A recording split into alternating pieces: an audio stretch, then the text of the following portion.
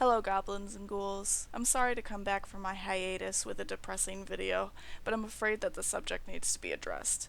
This news has hit the creepypasta community hard, and I want to shed light on what happened for those of you who may not have heard.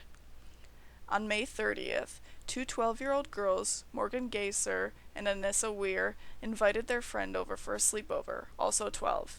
They then managed to lure their friend into the forest, in which they proceeded to stab her 19 times and left her to bleed out. The girl is alive and stabilized this morning after being discovered by a cyclist after the incident. The reason that I am telling you all this is because of the motive behind these girls' actions. They claim that they did it to join the cult of the Slender Man, saying that he would accept them as his proxies if they had blood on their hands. The girls decided to do this after reading creepypastas online about him. They had even packed for when they would go to find him in the forest.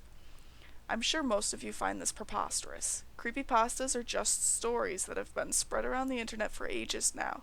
It is known information that the Slender Man originated from the Something Awful forums as a photoshopped image that spread like wildfire.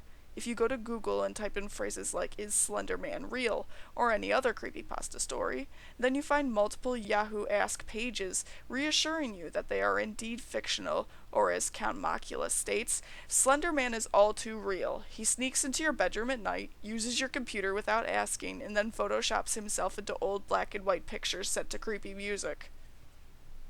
In all seriousness, the creepypasta community have always been very clear that these are stories meant to be shared and distributed to scare you. Creepypasta is no different than any other horror movie or novel. There is no hidden conspiracy. Creepypastas are written by talented individuals who like to entertain and scare their audiences with the stories they create. As a writer and a reader of creepypasta on YouTube, I want to stress that these are works of fiction. None of them are real, and there is no conspiracy to hide their existence. I cannot speak for other writers, but when I write for the joy of knowing that people are entertained by my work, whether they found what I wrote to be funny, scary, sad, or joyful. It is a good feeling knowing that your story was appreciated by somebody, and it is sad when somebody takes a work of fiction you created and turn it into something that they believe is all too real.